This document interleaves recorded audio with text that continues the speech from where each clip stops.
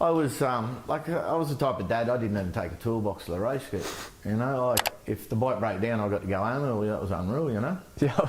Yeah. So I only went there for one reason: see what we had to work on. Is it true they had second-hand bikes for most of the? Oh yeah, junior career? Yeah, definitely. Like I had no money, mate. You know, like I had 4 kids in 2 years, renting a house in Sydney. You know, and At what age? what age was I? Like 21 or something, 22. You know, and yeah, so I had no money, mate. I was still trying to race, and when Matt and Jake were born, I was riding for Gustley motorcycles, and I go in there and he said, "Give us that 250 back," and I'm like, "Huh?"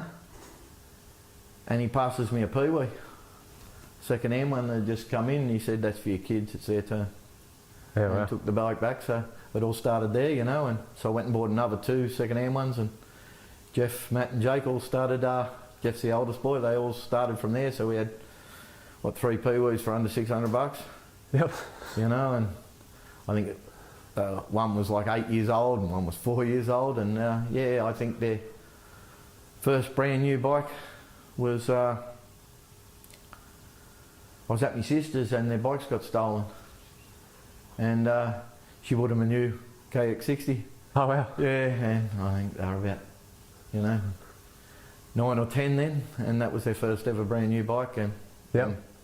yeah, and then we went, I think one Oz title, and I still had electrician tapers, number plates, and all that sort of stuff because I couldn't afford numbers to put on a bike and all that sort of stuff, and we were sponsored by, I can't think of his name either, that's dementia, and I had them stickers were the only stickers on the bike. There were no brand stickers or nothing like that. Yeah. And they come out and won the Aussie titles.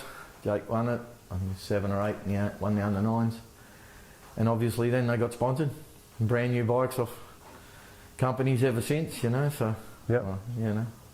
so it all took over from there.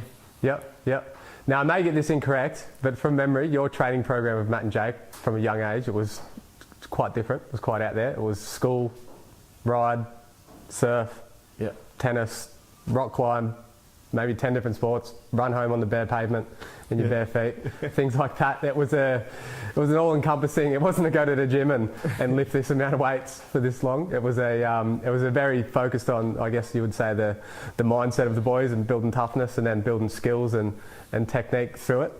Just explain that, and then I'm going to further that point a little bit more afterwards. I think it was a bit Matt's fault. Yep.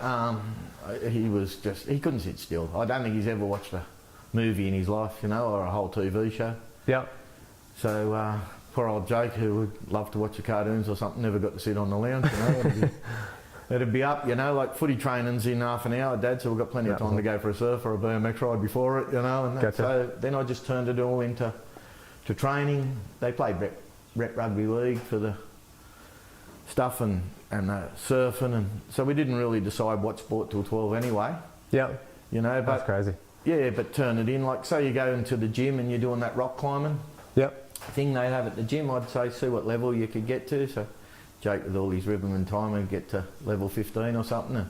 And Matt with his determination, hanging on by half a tooth and half a fingernail, would get level 12 eventually, or 15 eventually. Yep. So then we'd go back to level 12, race up and down it as fast as you can for 15 minutes. Oh, Dad, we can't move. Good, climb level 15 again now. Yep. So that was their training, not the getting tired.